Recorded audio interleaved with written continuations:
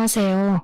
정말 하늘신이 도왔다는 생각밖에 들지 않는 요즘 임금님 귀는 당나귀 귀 하고 외치고 싶어서 이곳을 물어물어 찾아온 30대 여성입니다.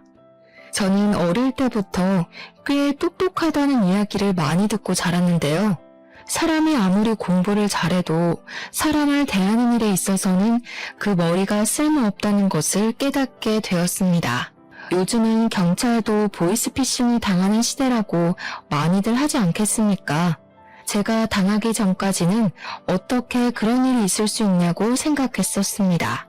하지만 저에게 이런 일이 생기고 나니까 충분히 가능한 일이라는 생각이 들면서 앞으로는 사람을 더욱 경계하고 조심해야겠다고 느끼게 되었습니다. 시작 전에 미리 말씀을 드리자면 당연히 제가 사기를 당한 일은 아니고요. 정말 그럴 뻔했던 이야기를 풀어보려고 합니다. 제 주위에 현명한 분들이 없었더라면 글쎄요. 제가 지금쯤 어떤 소가를 하면서 살고 있을지 감이 전혀 오지 않습니다. 아무튼 여러분, 서론을 너무 길게 잡고 싶지 않으니 지금부터 저에게 일어났던 그 기가 막히고 황당한 이야기를 한번 시작해 보도록 하겠습니다. 끝까지 저와 함께 해주신다면 저는 정말 더할 나위 없이 행복할 것 같습니다. 저는 저의 대단한 예비신랑에 대한 이야기를 풀어보고자 이곳을 찾아왔습니다. 저의 예비신랑과 저랑은 제가 일을 하고 있는 로펌 앞 건물에서 만나게 되었는데 사실 제 직업이 변호사였기 때문에 그 앞에서 우연히도 만날 수 있었습니다. 저희 로펌 건물에 변호사 사무실이 무척이나 많이 들어와 있었기 때문에 길이 여러 갈래로 복잡하게 나 있었고 처음 오는 사람들은 사무실을 찾지 못하는 경우가 허다했습니다. 대부분 바쁘니까 길을 잃은 사람에게 관심을 주거나 오지랖을 부리지 않곤 했는데 그날 제 예비신랑이 혼자 길을 헤매는 것을 보고 문득 안쓰러운 마음이 들었습니다. 평소와는 다르게 예비신랑에서 어디를 찾으시냐고 물어봤더니 사실 어딜 찾는 게 아니라 마음이 답답해서 이쪽 저쪽을 오가는 중이라고 하더라고요. 저에게 소송을 해야 하나 말아야 하나 고민을 하고 있는 중이라고 하면서 여기서 제일 좋은 로펌이 어디냐고 묻는 게 아니겠습니까? 일단 인상이 상당히 호감형이었고 소위 말하는 꽃미남 스타일의 얼굴이었기 때문에 저는 문득 이 사람의 사정이 궁금해졌습니다. 길을 가다가도 한 번쯤은 돌아볼 법한 외모를 가진 남자에게 끌리지 않을 여자가 어디 있겠습니까? 그래서 무슨 일이냐고 한번 말씀해 보시라고 시간을 내게 됐습니다.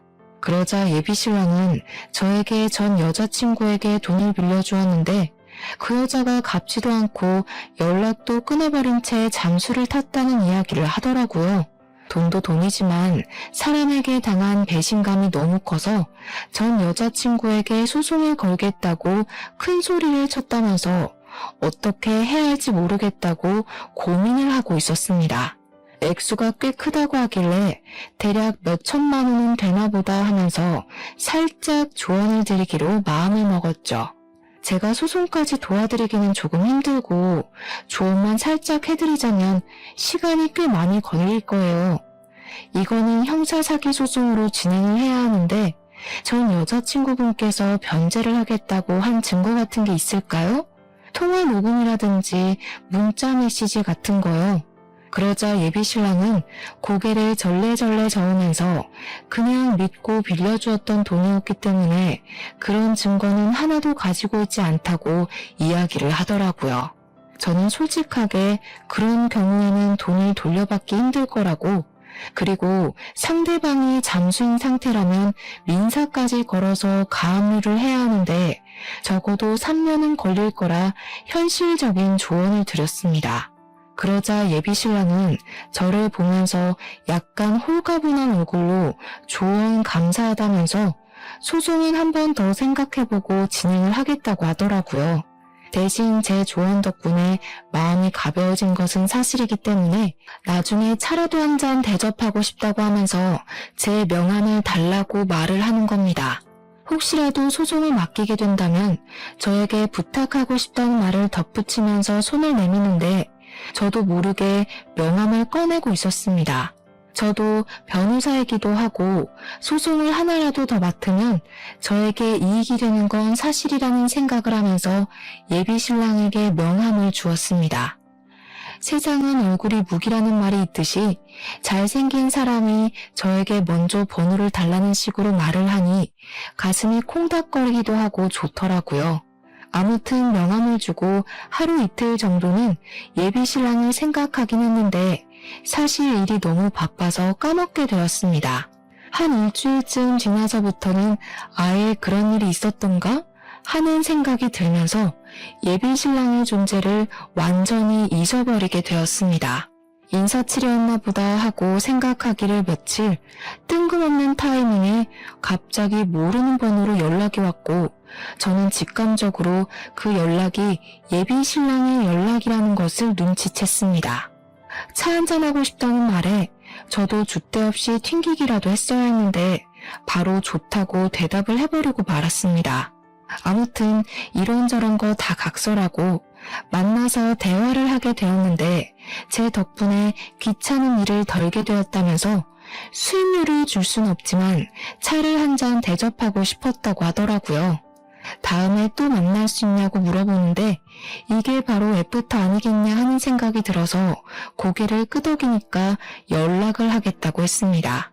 그 뒤로는 다들 예상하시다시피 매일같이 연락이 오게 됐고 저는 예비 신랑의 연락을 기다리게 되었습니다. 당연히 연락을 하는 횟수가 늘어나는 만큼 데이트도 하게 되었고 정이 붙게 되었습니다. 제가 변호사다 보니 일이 들쑥날쑥하고 바쁘기도 엄청 바쁜데 이 사람은 제가 하는 일을 전부 기다려주는 그런 남자였습니다. 저도 모르게 배려를 받고 있다는 생각이 들다 보니 점점 깊게 빠지게 되었고 저는 이 남자와 함께하는 평생을 꿈꾸게 되었습니다. 그런 생각이 들던 어느 날 저희는 결혼을 약속하게 되었고 드디어 꿈에 그리던 결혼 준비를 하기로 했습니다. 저에게 딱 하나 마음에 걸리던 일이 있었는데 그것은 바로 제가 대학을 졸업하던 시기에 저희 부모님께서 사고로 돌아가셨던 일이었습니다. 정말 예상치도 못했던 사고로 한날 한시에 부모님을 모두 잃어버렸던 저는 학교 수업을 들을 수 없을 정도로 큰 충격에 빠졌었습니다. 그래서 저는 변호사 시험조차 제대로 준비를 하지 못했었고 방황을 오랜 시간 하다가 겨우겨우 변호사가 된 케이스였습니다. 친구들에 비해서 확실히 연차가 조금 늦은 편이라 굵직한 사건은 아예 맞지를 못하고 거의 신입사원의 느낌이라고 보시면 이해하기 쉬울 것 같습니다. 근데 제 나이가 아무래도 33이나 먹었다 보니까 시댁에서는 제가 변호사로 생활한 지 시간이 꽤 흘렀을 것이라고 예상을 하셨던 거죠. 그러니까 한마디로 우리들의 인식에 있는 변호사 연봉을 떠올리면서 저를 바라보고 계셨던 것이었습니다. 하지만 저는 시댁에서 그런 환상을 가지고 있다는 사실을 전혀 모르고 시댁에 인사를 드리러 가게 되었습니다. 제가 부모님이 두 분 다 안 계시다 보니까 상견례라고 할 만한 자리를 만들 구실이 없어서 그냥 간단하게 시댁에서 인사를 드리고 이야기를 하는 것으로 마무리를 지었거든요. 양손 무겁게 바리바리 좋은 것들을 싸들고 가서 시댁에 인사를 딱 드렸는데 저를 보자마자 환하게 웃으시던 예비 시무가 그런 말을 하시더라고요. 변호사니까 집 한 채 정도는 있겠지? 보시다시피 우리 집 형편이 그다지 넉넉한 건 아니라서 집을 턱턱 해줄 수가 없어서 말이야. 시댁을 한번 쓱 둘러봤는데 사실 낡은 연립주택 같은 곳에 살고 계셨었거든요. 외관이 별로 좋지 않아도 내부는 잘 꾸미고 사시겠지 했는데 사실 내부도 완전 엉망진창이었습니다. 군데군데 낡은 흔적들이 보이는데 예비 시우가 저에게 대놓고 지원을 해줄 수 없다고 말을 하신 게 이해가 갈 정도였습니다. 제가 살던 집이 투룸 오피스텔이었는데 저도 물론 대출을 낀 전셋집이었지만 두 사람이 살기엔 부족하지 않을 것 같다고 말을 하니 흡족해 하시더라고요. 그리고 저에게 뼈가 있는 농담을 던지셨는데 그때는 그게 정말 생지옥의 시작이라고는 생각도 하지 못했었습니다. 나중에 돈 많이 벌어서 큰 집이라도 얻게 되면 우리들 살 방도 하나씩은 마련해 주는 거지. 언제까지 이런 낡은 집에서 살아야 할지 감도 안 온다. 저는 당연히 시작부터 합가 이야기를 꺼낸다는 건 상상도 하지 못했기 때문에 예비 시모가 저에게 분위기를 풀어줄 겸 농담을 하는 것이라고 생각해서 어색하게 웃었습니다. 그랬더니 예비 시모가 눈을 뾰족하게 뜨면서 저한테 왜 웃냐고 자기 말이 웃기냐고 되묻는 게 아니겠습니까? 갑자기 이상해진 분위기에 저는 얼굴을 굳히면서 웃겨서 웃은 게 아니라 그냥 좋아서 웃은 거라고 대충 둘러댔습니다. 거기서 제가 어머님이 농담을 하시니까 웃었죠. 할 수도 없는 노릇 아니겠습니까? 그런데 예비 시모가 완전히 정색을 하시면서 자기가 농담한 거 아니라고 웃지 말라고 하시더라고요. 저는 당황했죠. 정색을 하고 이야기를 하시니까 정말로 나중에 합가를 하고 싶은 생각이 있으신가 싶어서요. 제가 그 시점에 연차가 쌓여가고 있었던 터라 사실은 같이 함께 살고 싶은 마음은 굴뚝 같았지만 결혼식 자체는 느긋하게 준비를 해서 올리고 싶었습니다. 원래 결혼 후에 여자들의 생활이란 뻔한 거 아니겠습니까? 일보다는 가정에 집중을 해야 하고 임신, 출산, 육아로 인해서 승진이 미뤄질 게 뻔하지 않습니까? 저는 제 자리를 조금 더 굳건하게 굳힌 다음에 결혼, 그리고 임신과 육아까지 집중을 하고 싶다는 생각이 강하게 들었기 때문에 결혼을 느긋하게 하고 싶었습니다. 친구들이 결혼을 하는 걸 보니까 다들 오랜 시간 천천히 준비를 해서 싸우기도 하고 화해도 하고 하면서 준비를 하더라고요. 또한 저는 부모님이 계시지 않았으니까 더 좋은 모습으로 당당하게 준비를 해서 하고 싶다는 생각이 굴뚝 같았습니다. 시부모님께서 먼저 결혼식 날짜는 상의해 본 게 있냐고 언제가 좋겠냐고 이야기를 하시기에 저는 제 생각을 이야기했습니다. 요즘 결혼식은 하나하나 부부가 직접 정하는 게 트렌드라고 하더라고요. 저도 아직 일의 안정을 찾지 못해서 천천히 여유롭게 준비를 하고 싶습니다. 대충 1년 정도 생각하고 준비를 하고 싶은데 어머님, 아버님 생각은 어떠세요? 1년이나? 그런 건 나랑 상의한 부분이 아니잖아. 나는 하루빨리 결혼해서 당신이랑 같이 시간을 보내고 싶은데 말이야. 준비할 게 뭐 그리 많겠어? 대충 3개월 정도면 준비 다 끝나는 거 아니야? 요즘은 웨딩 플래너니 뭐니 업체에서 전부 준비를 해주는데 뭘 그렇게 귀찮게까지 준비를 스스로 해. 3개월은 너무 급한 거 아닐까? 나도 아직 하고 있는 일들이 있어서 그렇게까지 빨리는 어려울 것 같은데. 그럼 혼인신고부터 먼저 하고 같이 사는 건 어때? 같이 살다가 1년 후에 결혼식을 올리는 것도 나쁘지 않을 것 같아. 혼인신고를 먼저 하는 사람이 어디 있어. 요즘은 보통 결혼식 올리고도 같이 살다가 신고를 하는 추세라던데. 당신 지금 나 못 믿어서 그래? 나한테 완벽하게 신뢰를 느끼지 못하는 것 같다는 생각이 자꾸 드네. 나 정말 이번 일로 너무 마음 상했어. 잠시 우리 관계에 있어서 생각할 시간이 필요하다는 느낌을 받았어. 내가 그렇게 당신에게 확신을 주지 못하는 사람인가 싶어서 말이야. 저는 예비 신랑의 말에 너무나도 놀라서 그런 게 아니라고 안절부절하며 오해를 풀려고 애를 썼습니다. 점점 예비 신랑을 설득하면 설득할수록 그런 생각이 들더라고요. 내가 왜 이 좋은 걸 자꾸 미루려고 하는지. 그냥 하루빨리 해치워버릴까 하는 생각 말이죠. 예비 신랑과의 대화가 길어지면 길어질수록 저는 점점 더 미궁에 빠지는 기분이 들었고 예비 신랑의 말에 빠져들게 되었습니다. 하지만 결혼식을 앞당기자는 생각을 하면서도 자꾸만 제 변호사 생활에 대한 확신이 무너지는 기분이 들어서 이러지도 못하고 저러지도 못하고 있었습니다. 결국에는 동료 변호사에게 이런 일이 있어서 결혼식을 올리는 데에 문제가 생겼다고 말을 하자 동료 변호사가 한심하다는 듯이 저에게 말을 하더라고요. 민지 씨, 지금 예비 신랑분한테 혹시 가스라이팅 당하는 거 아니야? 급할 게 뭐가 있겠어. 결혼이야말로 물을 수 없는 신중한 건데 그냥 소신대로 천천히 생각해보고 결정해. 세상에 남자가 민지 씨 애인 하나만 있는 것도 아니고 그 사람 놓쳐도 좋은 사람 또 찾으면 나온다니까. 그리고 얼굴밖에 봐줄 것도 없는 사람이라고 하지 않았어? 나는 아무리 생각해도 민지 씨가 아깝다는 말이야. 정말 친하게 지내는 동기인데 그런 식으로 말을 하면서 제 의견에 힘을 실어주니까 제 팔랑귀가 다시 한번 움직이더라고요. 결국 저는 결심을 굳히고 예비 신랑에게 말을 했습니다. 화가 나고 신뢰를 운운해도 한 번뿐인 결혼식 잘 준비하고 싶고 신중하게 결정하고 싶다고 말입니다. 예비 신랑은 제가 똥꼬집을 부리자 한 발 물러서서 알겠다고, 그러면 미리 약혼이라도 올리자고 하길래 시댁 식구들을 불러놓고 조촐하게 밥을 먹으면서 약혼식을 올렸습니다. 약혼식을 올리고 난 이후에 저는 한결 마음의 편안함을 얻게 되었고 일과 사랑을 모두 얻었다는 생각에 하염없이 기쁜 나날들을 보내고 있었습니다. 약혼식을 한 지 며칠 지나지 않아서 예비 신랑이 저에게 결혼 전에 동거를 한번 해보는 것이 어떠냐고 조용히 제안을 해왔습니다. 처음에 결혼 전에 동거에 대해서 좀 안 좋게 생각했던 저는 예비 신랑에게 그냥 결혼식을 올리고 같이 사는 것이 좋겠다고 했는데 예비 신랑이 짐을 싸들고 저희 집에 찾아왔습니다.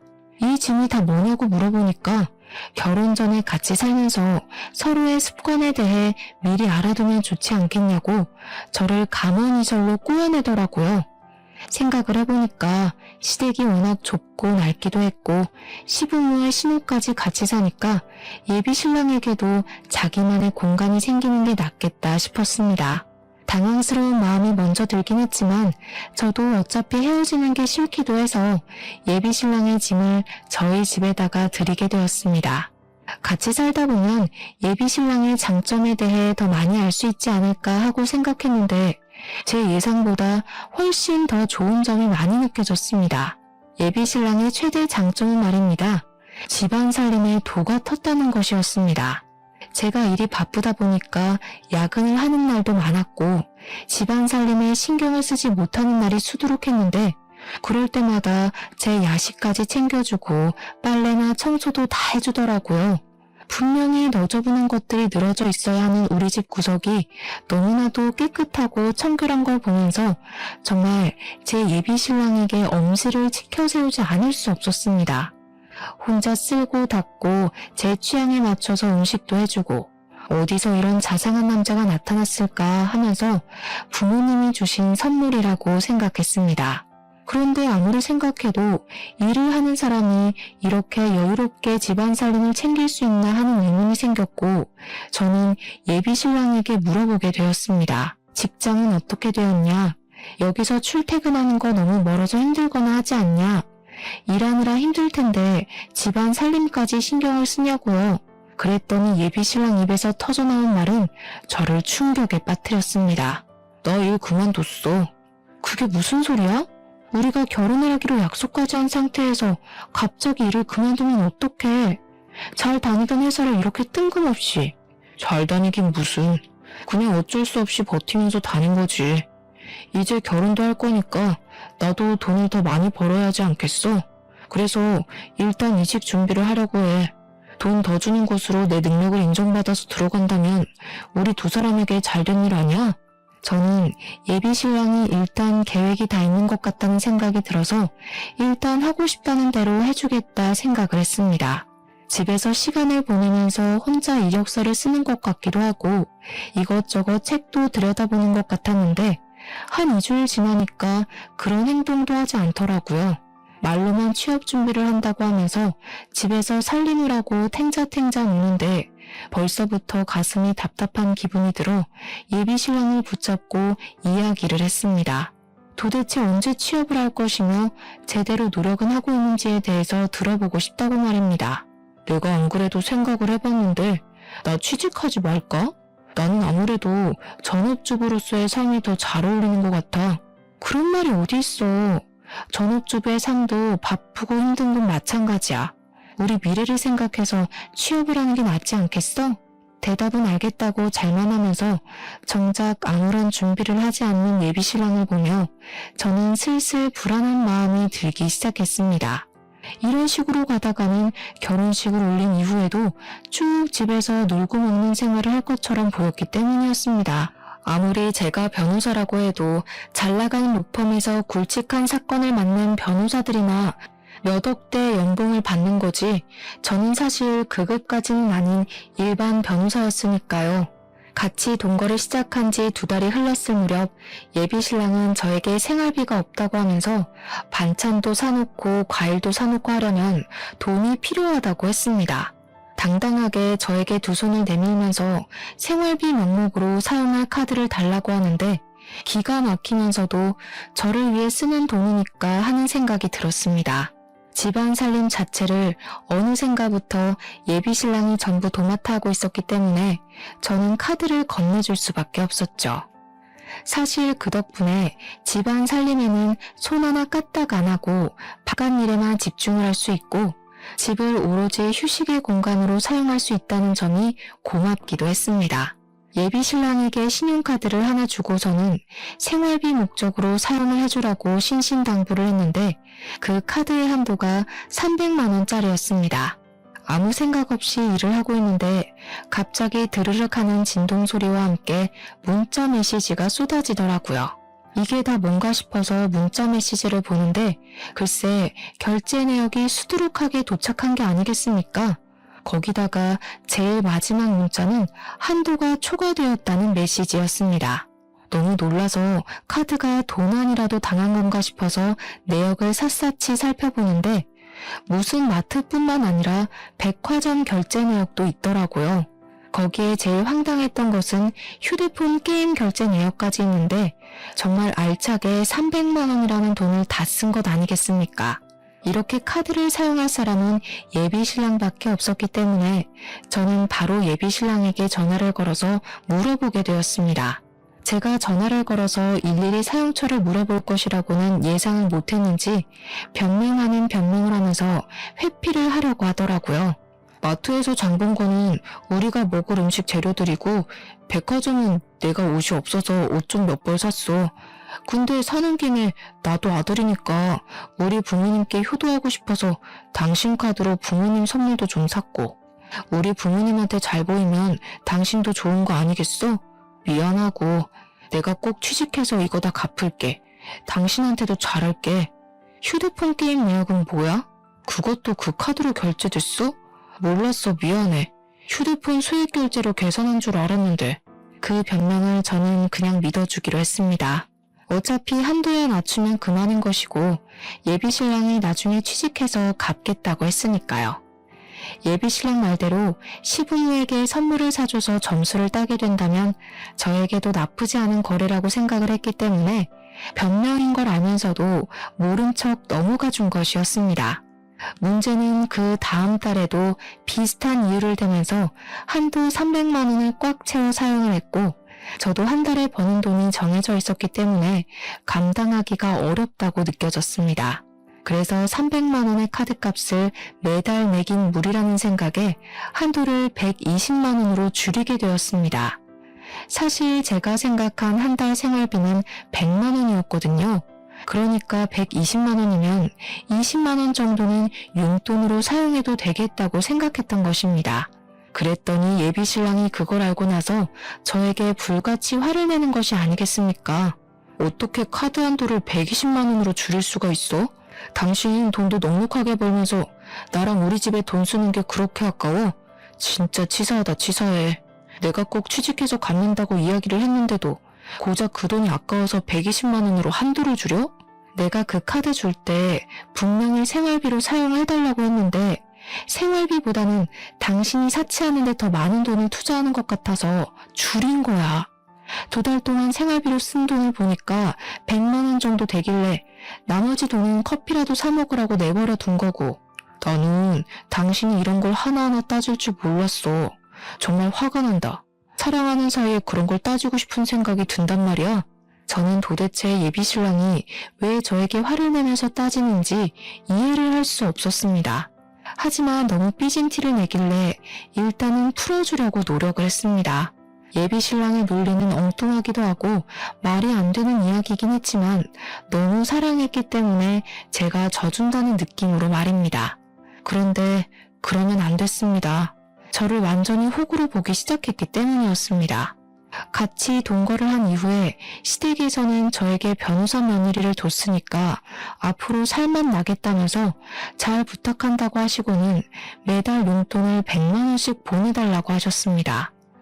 저는 그 이야기를 듣고 너무 깜짝 놀라서 저도 모르게 그게 무슨 소리냐고 시부모님을 향해서 소리를 조금 높여 말을 했습니다. 왜냐하면 저도 연차가 많이 쌓이지 않은 변호사였기 때문에 버는 돈이 무척이나 한정적이었고 앞으로의 결혼 생활을 생각하면 100만 원이라는 돈은 너무 큰 돈이었기 때문이었습니다. 매달 100만 원씩 적금이라도 붓는다고 치면 5년이면 6천만 원 아니겠습니까? 저희가 혹시라도 임신이라도 하게 된다면 필요해질지 모르는 돈이잖아요. 저한테 한 달에 100만 원은 너무 부담스러운 금액이라고 생각합니다. 제가 변호사이긴 하지만 연차가 얼마 되지 않아서 무리거든요. 그렇게 월급을 많이 받는 편이 아니기도 하고요. 그래도 앞으로 연차가 쌓이면 점점 더 많이 벌 거 아니니?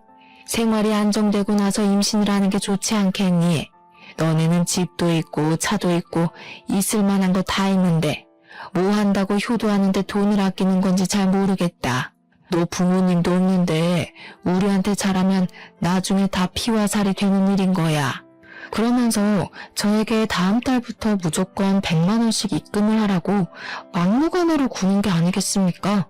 그런데 예비 신랑이 저에게 그러는 겁니다. 시부모의 말처럼 저한테 부모님이 살아계신 것도 아닌데 시부모에게 효도를 해야 하지 않겠냐고요. 그 말이 저에게 조금 상처로 찔리기도 했고 일도 그만두고 제 카드로 하루하루를 살아가는 사람이 저에게 할 말은 아니라는 생각이 들었습니다. 분명 처음에는 너무나도 행복한 동거고 결혼 준비였는데 시간이 가면 갈수록 삐걱거리는 느낌을 지울 수가 없었습니다.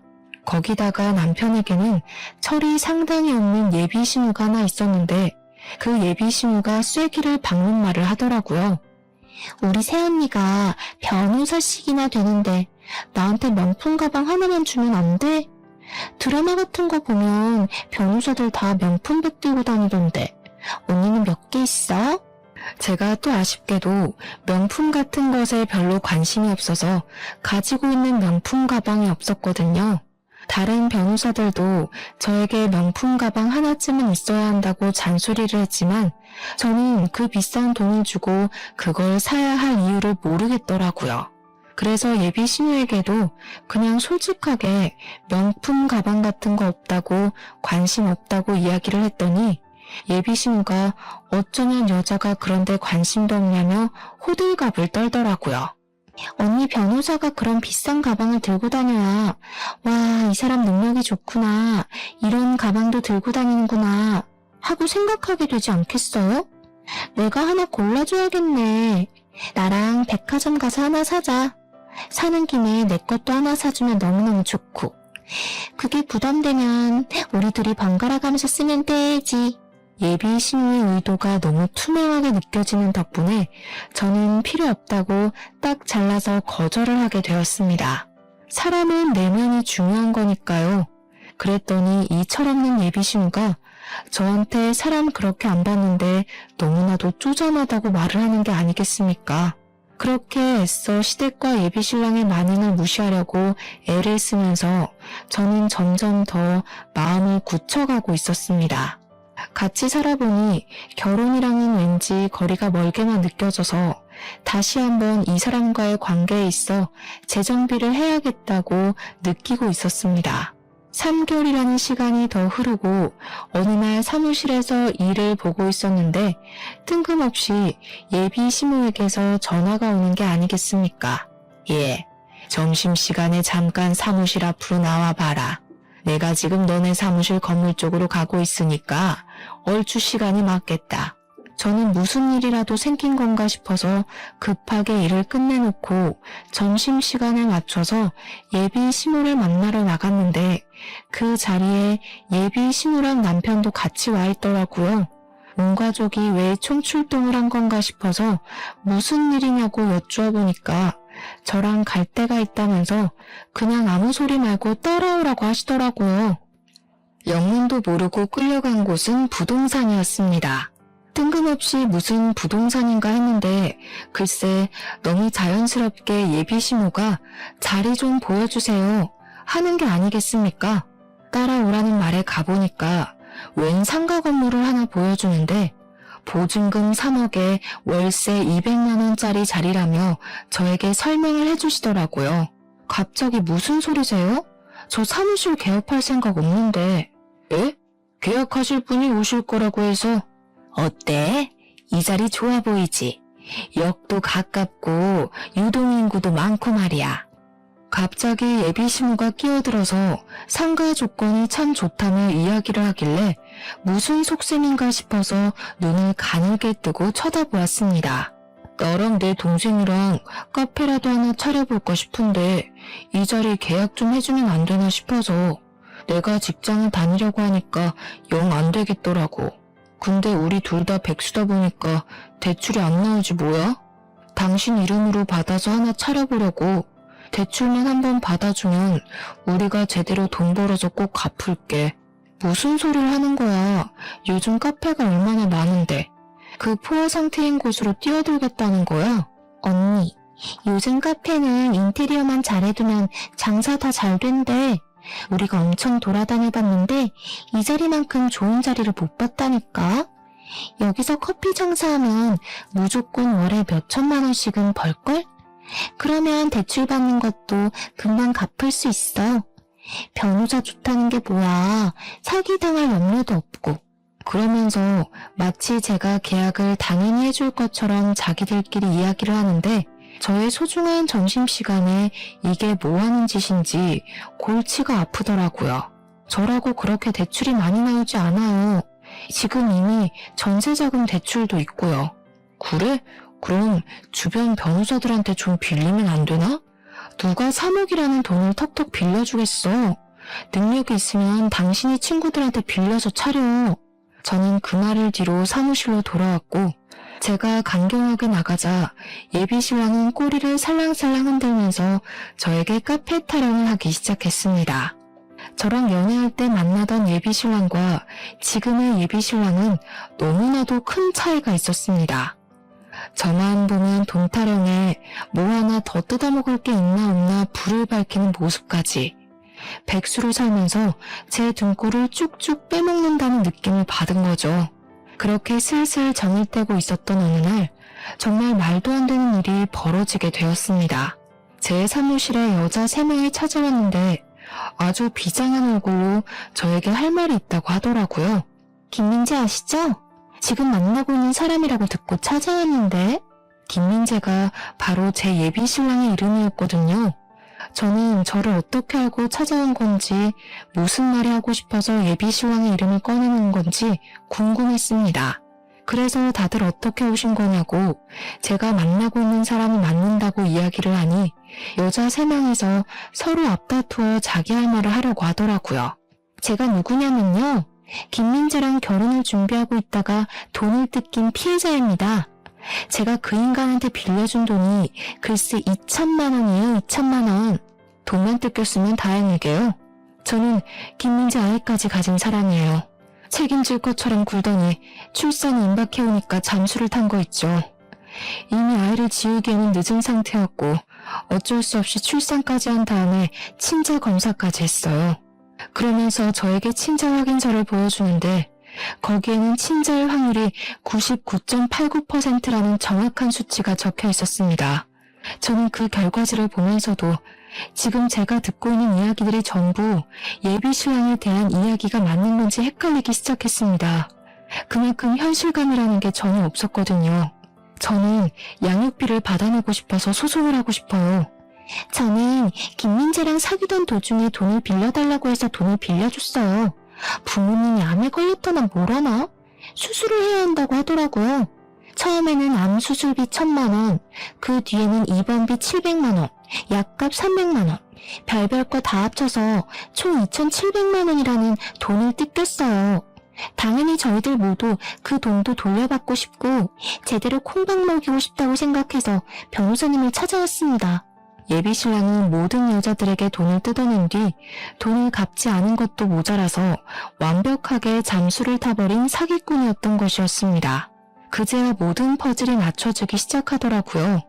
처음에 저랑 사무실 앞에서 만났을 때 자기가 돈을 받아야 해서 소송을 한다 어쩐다 했던데 알고 보니 자기가 돈을 빌리고 튀어서 걱정이 되어 물어봤던 것이었습니다. 일을 그만두게 된 것도 회사가 어딘지 알고 있었던 여자가 찾아올 것을 대비해서 그만둔 것이고 통장 또한 이미 가압류가 되어 있었던 것이었습니다. 돈을 벌어봐야 통장이 지급정지가 되어 있으니 돈을 뺄 수도 없고 해서 그냥 일을 그만둔 것입니다. 그동안 제 카드를 사용하면서 지내고 있었으니까 추적을 당할 염려도 없었고 시댁에서 나와 저희 집에 들어온 것도 같은 맥락이었던 것입니다. 완전히 작정을 하고 여자들의 등을 쳐먹는 사기꾼이었던 것입니다. 변호사님, 지금이라도 늦지 않았어요. 돈으로 사기를 당한 게 아니라면 지금이라도 발 빼시고 아니면 어떻게든 받아내세요. 저희들 좀 도와주시면 안 될까요? 이대로 미움으로 살 수 없어요. 정말 믿을 수 없는 일이었지만 증거들을 전부 들이미는데 제가 어떻게 믿지 않을 수가 있겠습니까? 사기를 당한 여자들도 반반은 얼굴에 속아 모든 걸 다 내어준 불쌍한 사람들이었습니다. 돈이 많은 집안 딸들도 아니었고 하나같이 어렵게 벌어먹고 사는 사람들이었습니다. 하루 종일 힘들게 일해서 월급을 받아 생활하는 그녀들의 등을 쳐먹고 자기는 호의호식하고 지냈다는 게 정말 치가 떨릴 정도로 분노를 일으키게 하더라고요. 그런 사람들의 돈을 훔친 것도 모자라 애까지 두고 도망을 가다니 그게 사람 새끼입니까? 저는 그 여자들의 복수를 돕기로 결심했습니다. 저는 여자들의 증언과 증거를 토대로 소송장을 써서 바로 고소를 진행하기로 했습니다. 그리고 저희 집에 가서 예비 신랑이 없는 틈을 타 비밀번호부터 바꾸고 모든 짐을 정리해 시댁으로 보내기로 마음을 먹었습니다. 예비 신랑이 시댁에서 카페를 창업할 이야기를 하겠다며 룰루랄라 나간 사이에 여자들을 불러서 모든 일을 일사천리로 진행했습니다. 그 와중에 예비 신랑이 제 카드로 샀던 옷들이나 물건들 있지 않겠습니까? 그것들은 전부 중고거래를 하는 사이트에 올려버렸습니다. 제 카드를 참 알차게도 썼더라고요. 비싼 브랜드의 옷부터 신발까지 전부 다 중고 사이트에 올렸더니 거래를 하겠다는 사람들이 줄을 섰더라고요. 그리고 예비 신랑이 저희 집에 들고 왔던 짐 중에서도 비싸 보이는 노트북이라던가 시계라던가 하는 물건들도 전부 중고거래 사이트에 올렸습니다. 물건들을 팔아서 나오는 돈이 소액일지 몰라도 예비 신랑의 전 여자친구들에게 나눠주려고 한 행동이었습니다. 고소 고발과는 별개로 양육비 청구 소송 또한 진행을 하게 되었는데 친자 확인서가 있어서 어렵지 않게 진행할 수 있었습니다. 강제성을 띠는 소송은 아니지만 이 인간이 정말 사람이라면 자기 아이에 대한 양육비는 지급을 해야 하지 않겠습니까? 한창 카페를 오픈할 생각에 신이 나 있던 시댁 식구들은 소송장을 받자마자 저에게 바로 전화가 걸려왔습니다. 예비 신랑은 집에 찾아왔다가 비밀번호가 바뀌어 있는 것을 보고 저에게 쉬지 않고 연락이 왔으나 저는 이미 집을 나와서 레지던스를 얻어서 잠시 지내고 있었습니다. 집에 있다가는 예비 신랑이 어떤 횡포를 부릴지 모른다는 생각을 하고 있었기 때문이었습니다. 예, 며느리야. 우리 아들이 이상한 일에 휘말린 것 같은데 네가 좀 도와줄 수 있겠니? 명색의 변호사 남편이 될 사람인데 이런 지저분한 일에 걸리면 안 되지 않겠어? 내용이 말이다. 우리 아들이 전에 만나던 여자가 있었는데 이게 다 오해고. 민지씨 짐 오늘 용달차에 싣고 시댁으로 보낼 거예요. 그리고 소장에 찍힌 변호사 이름 못 보셨나봐요? 오해? 오해는 무슨? 예비신문은 소송장을 다시 한번 살피다가 피해자 변론인에 제 이름이 적혀있는 것을 보고 저에게 소리를 빽 지르더라고요. 너 지금 이게 뭐 하는 짓이야? 어디 이상한 여자들의 꿰매 넘어가서 이런 일을 벌여? 그 여자들이 우리 아들을 모함하는 거라니까. 모함이요? 증거가 이렇게 명확한데 무슨 모함입니까? 거기 보시면 변제 금액의 피해 보상까지 보이시죠? 깜빡 속았지 뭡니까? 글쎄 애까지 딸린 남자였는데 그것도 모르고 반반은 얼굴에 속아서 돈 주고 마음 주고 아주 큰일 날 뻔했어요. 지금이라도 진실을 알려준 그분들께 절을 해도 모자랄 판입니다. 변호사를 건드렸으니 당연히 그만한 죗값을 치러야 하지 않겠습니까? 당연히 법적 공방에서 돈이 없어 변호사를 준비하지 못한 예비신랑 쪽은 개쪽을 당하게 되었습니다. 판사가 반론을 해보라고 했으나 아무것도 하지 못하고 우물쭈물하다가 변론 기회를 전부 놓쳤고 피해자들이 아닌 저에게 계속 잘못을 빌었습니다. 그런 모습을 본 판사는 예비신랑이 반성하는 모습이 전혀 없고 죄질이 나쁘며 한 건이 아니라 여러 건의 피해를 입혔다고 징역형을 선고했습니다. 보통 같으면 법정 구속이 그런 사건으로 일어나는 경우가 거의 없는데 판사님도 괘씸하셨던 것인지 바로 법정 구속을 때리시더라고요. 포승줄에 묶여서 끌려가는 예비신랑을 보면서 얼마나 웃음이 났는지 모르겠습니다. 피의자 신분이 된 예비신랑은 첫 번째 피해자에게는 혼인빙자 사기 혐의가 인정되어 5천만 원을 배상하라는 판결을 받게 되었습니다. 두 번째 피해자에게는 아이의 부모로서 최선을 다하라는 판결과 20살이 될 때까지의 양육비 총 1억을 지급하라는 판결이 나왔고요. 세 번째 피해자에게는 병원비 명목으로 뜯어낸 돈 3,700만 원과 피해보상 금액 500만 원까지 4,200만 원을 지급하라는 판결이 나왔습니다. 판사님께서 판사봉을 땅땅땅 치는데 피해자분들이 제 손을 잡고 눈물을 줄줄 흘리시더라고요. 그동안 마음고생이 심했다고 하면서 너무 감사하다고 하는데 저도 그분들께 감사했습니다. 덕분에 이런 사기꾼과 헤어질 수 있게 되었으니까요. 그 이후 법정 구속이 된 예비신랑은 교도소에 들어가게 되었는데 이번에는 예비신우가 저에게 전화를 해서는 엉엉 울면서 빌더라고요. 정말 우리 한 번만 살려주면 안 되겠니? 벌금이 무려 2억 가까이 된단다. 2억. 우리 살림에 그런 큰 돈이 어디 있어. 한 번만 살려주면 내가 이 은혜 절대로 잊지 않으마. 응? 이 늙은이가 이렇게 부탁한다. 앞으로 욕심도 부리지 않을게. 이대로 끝인 줄 아셨겠지만 아직 김민재 씨가 쓴 제 카드값도 남아있거든요. 알차게 사용한 800만 원도 받아낼 건데요. 그 이후에 저는 그 인간과 연관이 된 모든 사람의 연락처를 차단해버렸습니다. 나중에 이야기를 들으니 꼼짝없이 수감 생활을 하게 된 아들의 뒷바라지를 하기 위해서 그 낡은 연립주택까지 팔아치웠다고 하더라고요.